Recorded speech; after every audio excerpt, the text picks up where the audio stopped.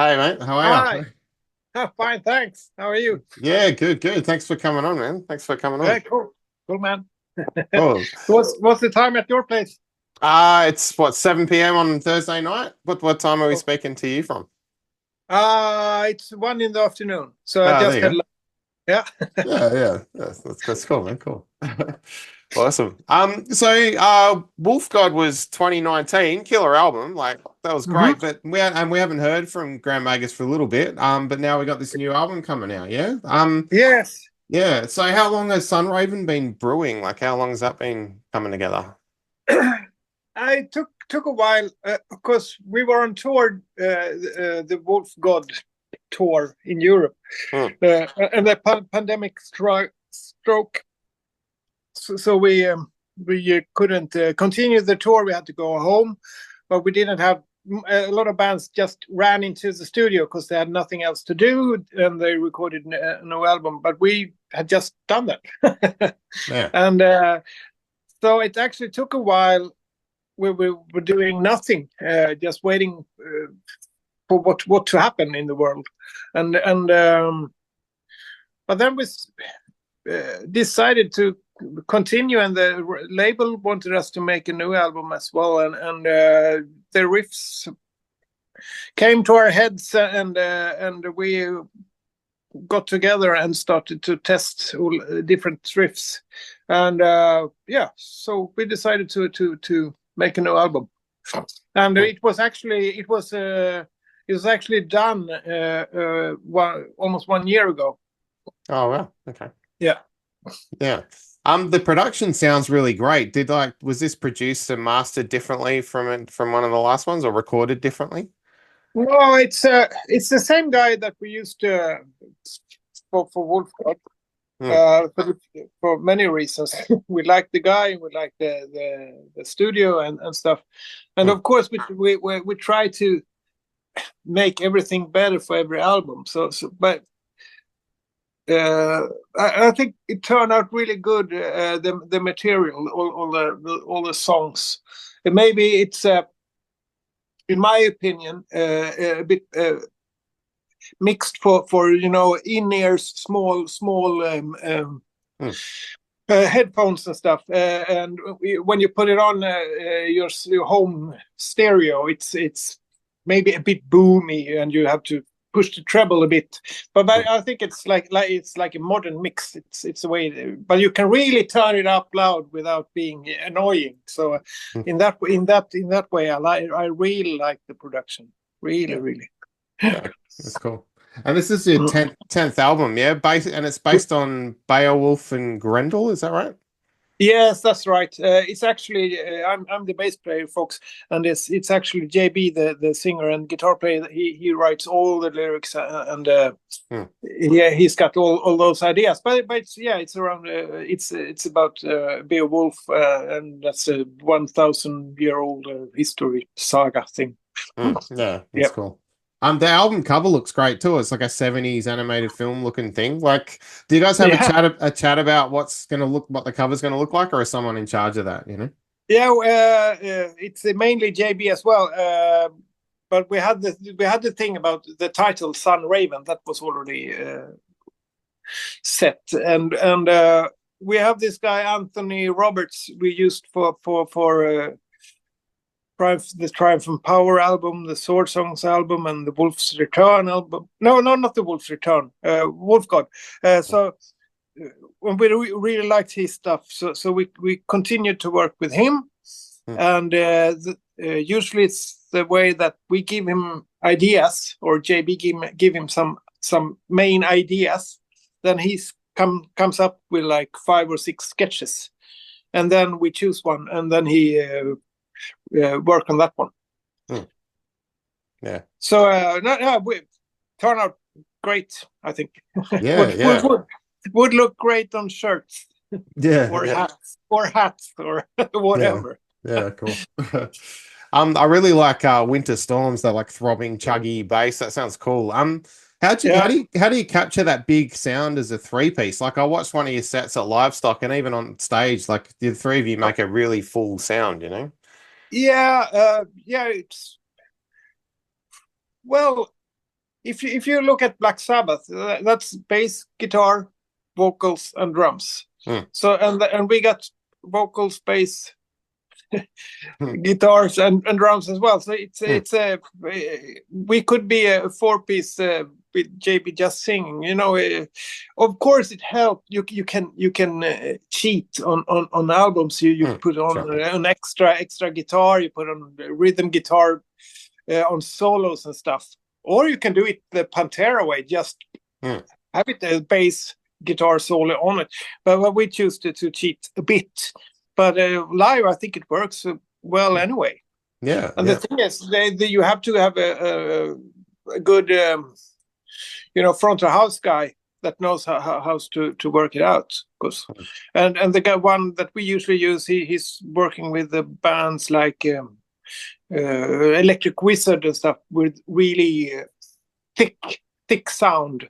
So yeah, with the right sound guy, it works on this. Yeah. Cool. The Skybound video looks like you're playing in like a rehearsal room. Is that somewhere you guys actually rehearse?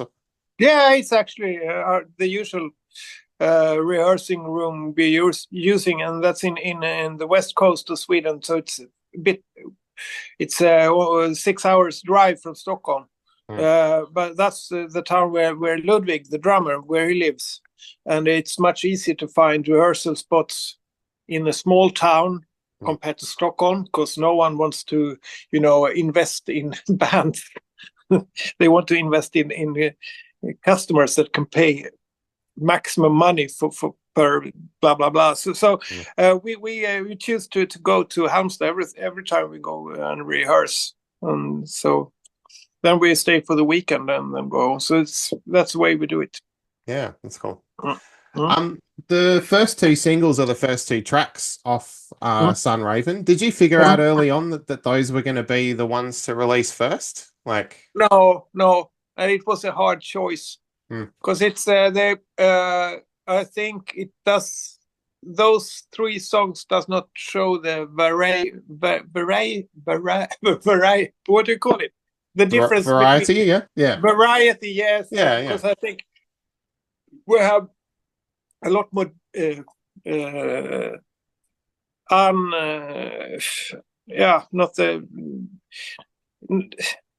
more interesting in that way, songs later on the album. So it's a bit they sound maybe a bit the same, maybe.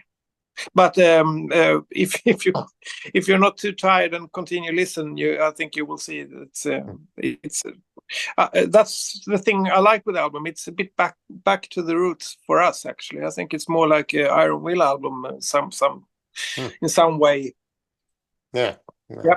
That's cool. Yourself and JB have been in Grand Magus since the 90s, and Ludwig has been since 2012, so that's a long time as well. Yeah. Has the way the band operates changed much since the beginning? The way you write songs and record and everything? Well, not really. I think for the last 2 albums, I have been more involved in the songwriting a bit. Even Ludwig as well, because we're not sending files to each other, and we meet in the rehearsal place, and we try ideas out, and then you can see directly if they work or not. So we don't bring like 30 songs to the studio and then we try to make an album. We have like 9-10 ideas pretty finished when we go to the studio. So that's what we and most of the songs and the lyrics comes afterwards. That's James' work anyway. Yeah.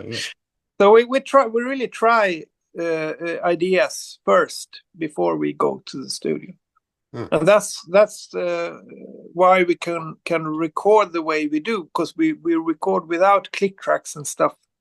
We record us 3 in the studio room, and then of course you put on extra guitars and vocals and backing vocals and some effects but the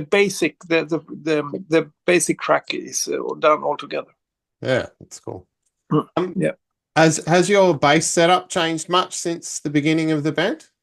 No, I think it was a bit more what do you call distorted in the beginning. But I changed from an effect pedal called Big Muff to another one I use now. I don't know how. It's Tech 21 something. It's not really just a distortion pedal. It's you can make whatever sound you want. Yeah. So maybe it's a bit more core in it. What was it back when the band started that sort of triggered it to the beginning? Like, what was going on in Sweden in the 90s that brought yourself and JB and Frederick together? I think we were all into like heavy music, like Cathedral, or Electric Wizard, Orange Goblin, and that's why we changed our name to Grand Magus, or we took the name Grand Magus because it's Electric Wizard, Black Sabbath, blah blah blah. It was usually 2 words, and we were a lot influenced by those guys. But then we turned a bit more heavy metal, and now I think we are turning slightly a bit back to the riffing stuff. Yeah.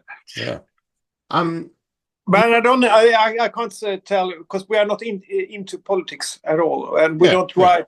We don't write about wars and stuff. We write about 1,000-year-old guys.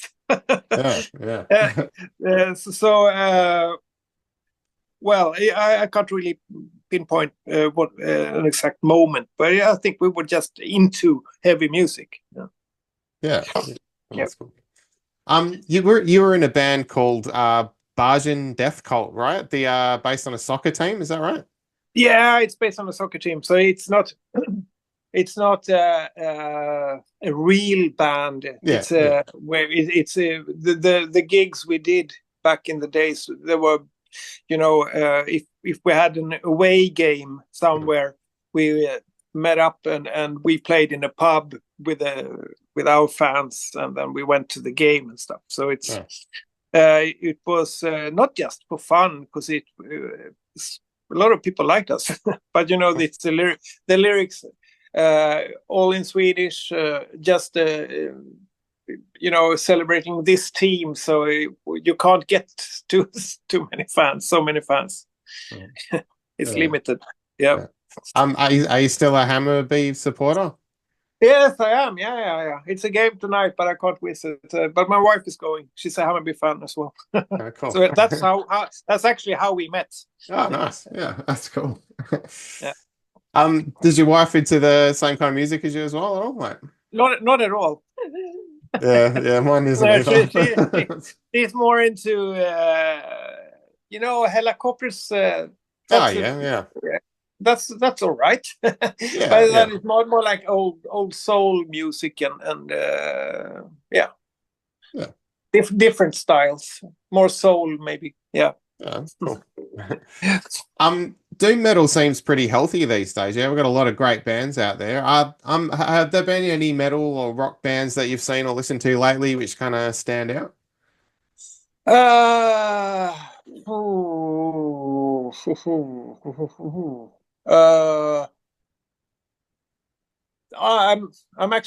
into old school Swedish death metal. With bands like Entombed and Dismember and Unleashed, and it's not a new band, but it's quite new. It's called Leak, a Swedish band. I like them, and I like a Swedish band called Horndal as well. But I'm a bit stuck to the old albums I have, so I don't really listen so much to new stuff. Yeah. Nice. So Sunraven is out 18th of October. Will there be any more singles before then? Yes, one I think just around the release date. It's the title track, Sunraven. We just last week we did the video shoot in Halmstad, So it's not just a lyric video. It's gonna be a proper video for that great. one. Awesome. Yeah.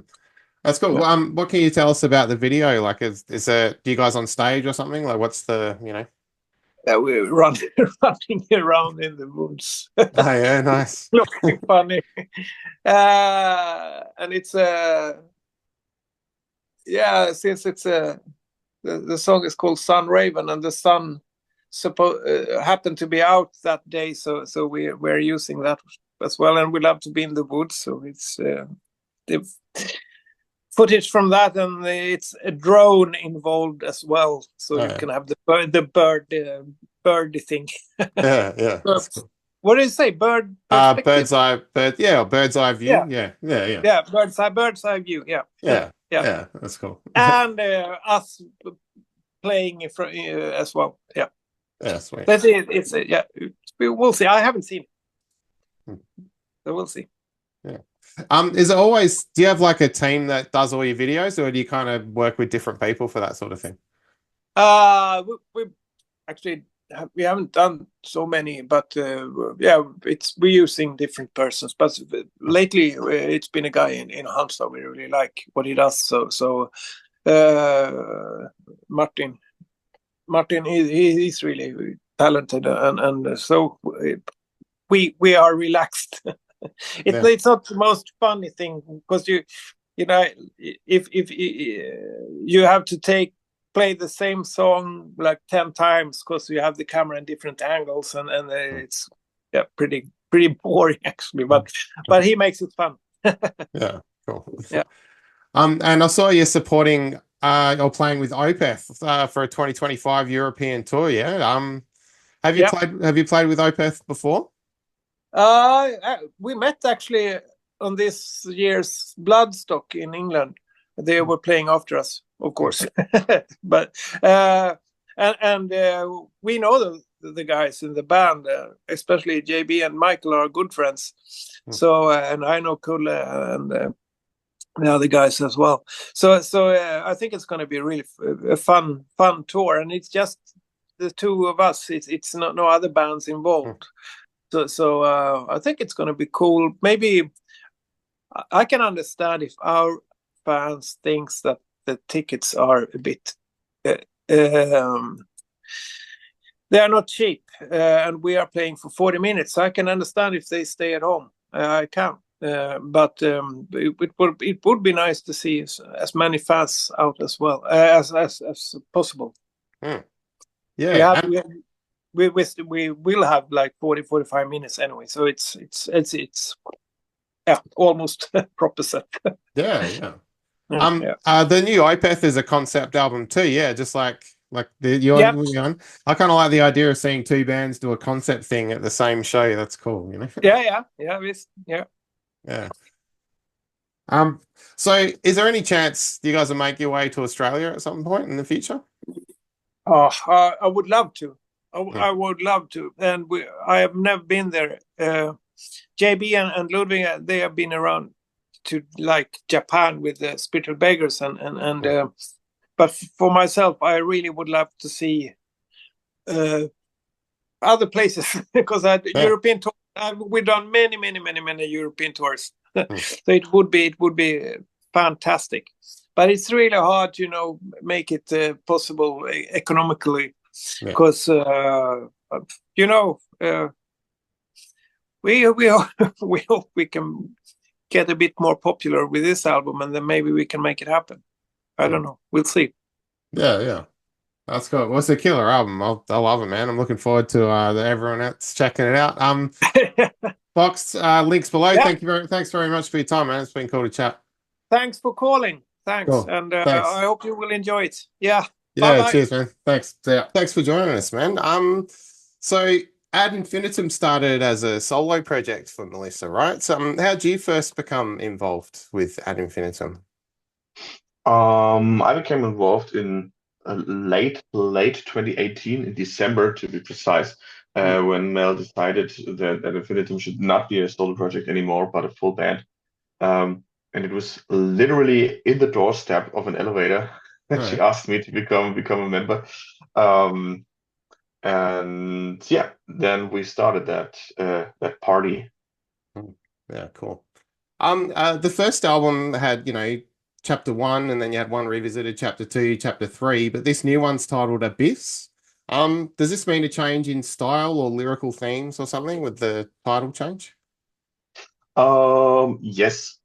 Fine. Let me start with the lyrical stuff. Most of our lyrics are Melissa department, so it's a Melissa question. I try not to talk too much Yeah, fair or enough. put words in her mouth.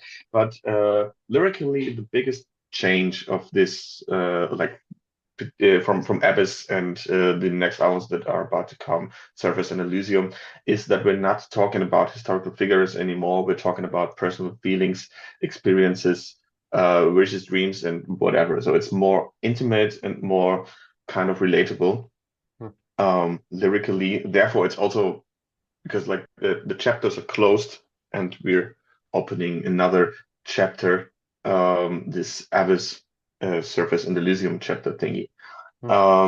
This for the lyrics. For the music, I think the most important part that you're talking about and people are talking about is the lack of symphonic elements on Abyss, um, which was not an initial choice we decided to do. It's not like we entered our songwriting camp and said, no more strings, no more horns, and that's it. We kind of wanted to be open and see what the song needs, and we didn't want to limit it by okay, whatever we do, we orchestrate cello and violins and horns to that. We just see what the song actually needs or wants or where it could evolve. Um, and it kind of just happened that there was kind of no room. I mean, of course, it was like we could force this song now to have a string section, but it didn't feel like it. And then in the end, it turned out that many songs didn't have to have the symphonic elements. So it was just kind of an evolution that happened in the process. Okay. How does songwriting work for Ad Infinitum? Like, are the drums a part of the process early on, or are you writing drums to match a feel that's already been set up, Everything all at once. Sure. Yeah. It was different for chapter 1 and chapter 2 because of the pandemic and living very, very far apart. It was not really possible to meet to write songs, so they were all written like everybody is sitting in his chamber, like here, and writing some demos and finishing them in the studio. That changed a lot for chapter 3. We wanted to have a songwriting camp where we actually all meet, sit in the same room, or in the same 2 rooms. Back then for chapter 3, we had like 2 songwriting stations where we all switched and we just wrote songs.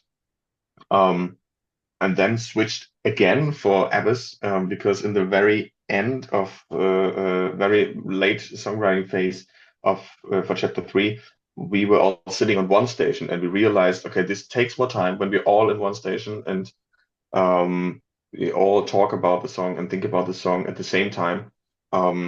It takes more time, but it's more efficient regarding creativity and regarding the outcome of the song, because then it's 1000% us four. So we kept this idea for the writing for Abyss. We had 2 songwriting camps. We were kind of slower, but we wanted to think about a lot. Maybe we thought about too much. I don't know. Just like thinking of every section of a song and discussing, trying out things, exchanging them, throwing into the bin, doing something entirely complete new for that part. But this I love, like talking about musical parts, about creativity, just doing art actually, and trying things out. Who knows what works? Who knows what the song needs? No one knows. So how to find out? Just try it, and then maybe it works or maybe not. So it changed again for this album. Sorry, I'm drifting a little bit off because I just love talking about this. Oh, it's cool. Yeah. You just say stop. No, you're fine, man. It's too much. It's cool. Yeah, so it switched again, and we all had just like one working station, and then writing it, and it kind of matched the intimate atmosphere that was being created by the lyrics or by the switching from historical figures to personal experiences. So I think it's safe to say that Abyss is the most intimate and 1000% Ad Infinitum album that there ever was. Yeah. When you say writing stations, are you in a different rehearsal room or something, or is it like you're sharing files together? Like, how does that work? We mostly meet in an like abandoned place where we are basically all just for ourselves, like in a hut or a nice Airbnb out in the forest somewhere, all the way across Europe sometimes. Yeah. And then we have like we bring one computer where we have Cubase, like the workstation software, the audio software, and we have all our libraries, bring guitars, basses, of course no drums because that's just too much stuff. And then you mic it and it sounds shitty. And for a demo, there are unfortunately so many good drum libraries you could just program it with. It's just easy, and I know my way around that pretty good. So easier to do that. And for a demo, it's absolutely fine. Yeah, cool. And then like everybody is exchanging ideas and everybody is talking about every instrument. So it's not like I just do my drums and that's it, and Melissa just do vocals and that's it. It's like everybody's constantly switching on every instrument and idea. That's the interesting part about it. Yeah, that's cool. With the videos, you played Mask for Marching on Versailles, right? Is that difficult to play drums with the mask? Like, does that obscure your vision much? It's very difficult. Yeah, yeah. First of all, I mean, we had two sections of masks. The first one with the very long beak, with the very long nose. That was horrible because it was constantly hitting the nose. Of course, you can get used to everything, so I knew my way around it. I kind of didn't play that much with that mask because COVID, blah blah blah. Which, yeah, I don't know. Maybe it was okay because I didn't play that much mistakes because of the beak. Oh, yeah. And also the visual thing. For the drums, it's kind of okay because when I have my usual setup, there's a lot of muscle memory going on, so I know where my stuff is hanging. I'm not the type of drummer that is very picky when it comes to, oh, this has to be 10 centimeters right there, and otherwise I have a different movement or whatever. That's totally fine. But when you know where your stuff is, you can play kind of blind or with the limited vision. For guitar, I think it's more of guitar and bass. I think it's more difficult because you constantly have to have an eye like on your left hand, and that wasn't really possible with the first mask. I think with the second, we included it in the design that Corby and Adrian had like a little more space on the left eye so they could see some stuff. And also the beaks were smaller. That was my request. Yeah. So, Yeah. so that was nice and a little bit more practical. Yeah, cool. So you did a recent US tour with Camelot and Hammerfall, right? That's quite the lineup. How were those shows? That must have been great. Yeah, it was absolutely great. First of all, it was very, yeah, kind of an honor to share the stage with such iconic metal musicians. Especially for me, I don't know. I think Hammerfall made music. Also Camelot when I was like, I don't know, 2 or 4 years old, something like that. It's like really crazy that we have the chance to, or had the chance to share the stage. And also it was very nice to meet those people in person and have a chat with them. And they were all super, super kind, super nice. We had a great experience. Also, it was the first US tour, at least for Corey, Adrian, and me. Melissa already had a tour as a guest singer with Camelot, so she was the experienced one who teached us how things are as a musician in the US. That was very nice. And it was, of course, very exciting. It's like, especially when you're a musician in Europe, like, oh, first time in the US touring, how's that going to be? And it was cool all the way through. Oh, that's awesome. And you've probably played a lot of huge shows, including that with and Ad Infinitum. But are there any others that stand out as memorable to you for whatever reason? Yeah, absolutely. I think the show on Summer Breeze last year in Germany, that was very kind of unique. First of all, I think it was the closest show I was playing to my hometown with Ad Infinitum live. It was because a lot of friends were there. That was very, very nice. It's always nice. Yeah. But we had a great slot. We had an amazing crowd. We were playing in the evening, I think at 8:30, 9:30, something like that. Great sound, great lights, and great people. I think it's mostly the people that transport that, and they transported a lot of power. That was so crazy. But also, I wanna point out Czech Republic. It's like every time we're in Czech Republic, it's a huge party, and these people are just like going crazy all the time.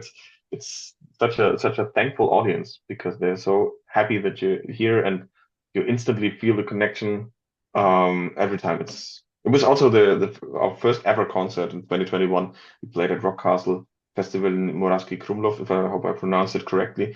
And that already was such a great start.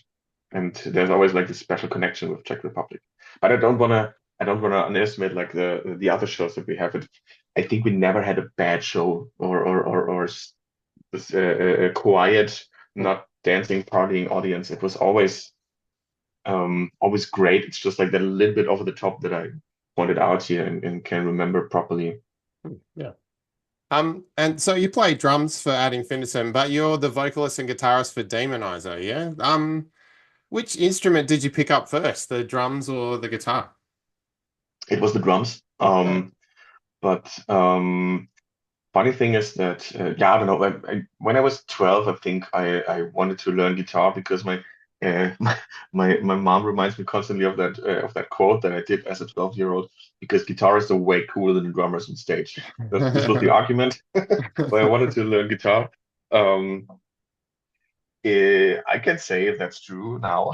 But it was great, and I had great teachers all the way through. I learned a lot. And funny thing is, from 2015 on, I studied drums in Mannheim at university, and guitar was always like my second instrument. That I also had some rehearsals there and some tests and stuff, but it was always the weaker instrument kind of.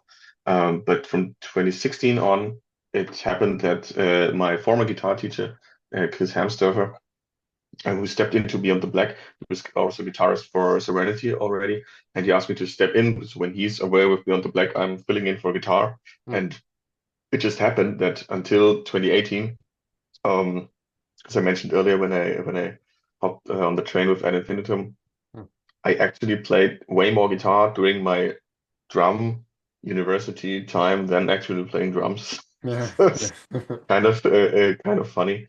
And yeah, but I'm also happy that it's now like kind of back to the roots, back to my main instrument, to the drums with Ad Infinitum. And I really appreciate every minute of clack. Yeah, cool. Will we hear any more from Demonizer coming up?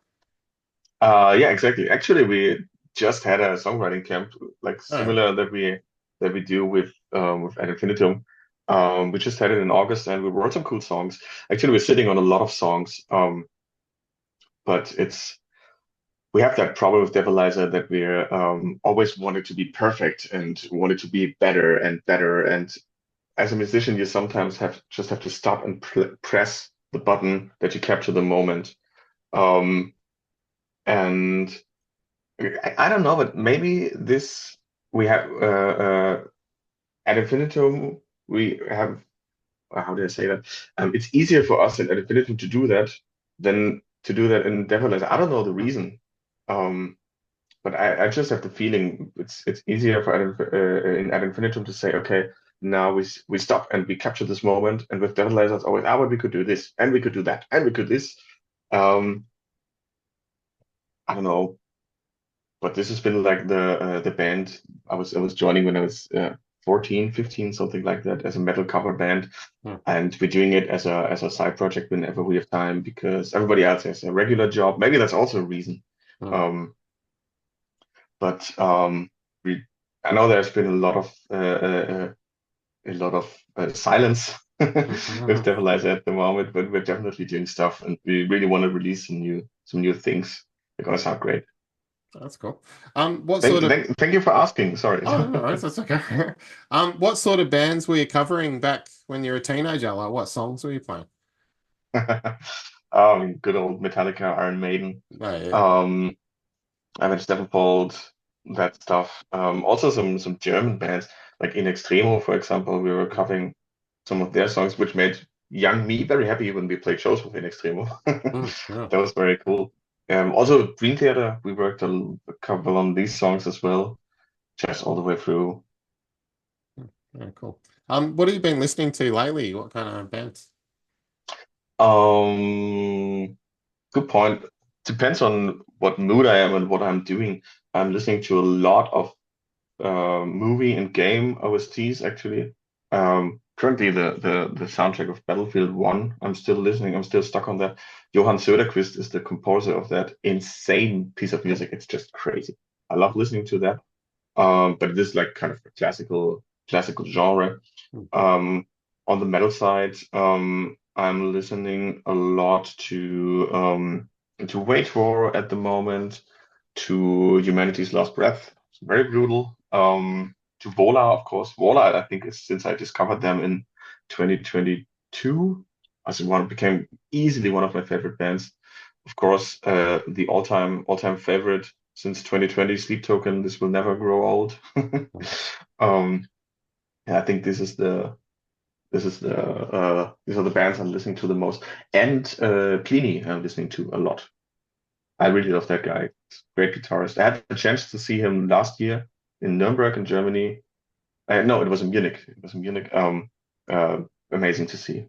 Really great guitarist. Just fun person. Really respecting that guy. Will we hear any more singles from Abyss before release? Maybe. Yeah, sure. I don't know. Okay. Yeah. I think so. Yeah, okay, no worries. And do you have shows coming up off the back of this album? You guys playing? Yeah, exactly. We're actually starting a European tour in around about 2 weeks. Also together with Camelot again, this time in Europe, and with our friends in Blackbriar. We toured with them in Europe last year in the fall, and Frozen Ground from Italy. Can't wait to meet those guys. And it's going to be very, very nice. It's going to be cool venues, packed package. That's whatever. nice, powerful package of 4 bands, and yeah, we already also like bought some new lights, and I'm still gonna program them this weekend. I'm looking forward to that. So it's kind of my but that's not call it guilty pleasure, but it's a little bit nerdy pleasure. Like programming the lights to those fill-ins and drums, and that's pretty cool. Yeah. Do you guys match like with the lighting and stuff? Do you match what like you're wearing or anything like that? Is that part of the, Not necessarily with the lighting. It's not like this dark light, black light thingy, not that. But we're definitely always looking that our outfits are kind of fitting the scene, the current state of mind, current state of concept. So this is also like the music constantly evolving, kind of. Yeah, cool. Awesome. Well, look, I'm looking forward to the album being out. I was listening today. It sounds great. And yeah, hope you have fun on the shows, man. I'm sure you will. Thanks for your time, Nicholas. Cheers. Nice. Thank you for taking the time. Thank you for the interesting questions. And I hope sometime we will make it down under to Australia. Yeah, man. I would really love that. Excellent. Well, hopefully we'll see you soon, man. Have a good one. One night, Nosferatu, Quasimodo, one is vampire, the other hunchback. 2 dangerous, deadly, destroyers of life. Experience 2 of cinema's greats together on the big screen with all new black metal scores by Infinitum. Nosferatu 100, Quasimodo 100, 2 terrors, one night.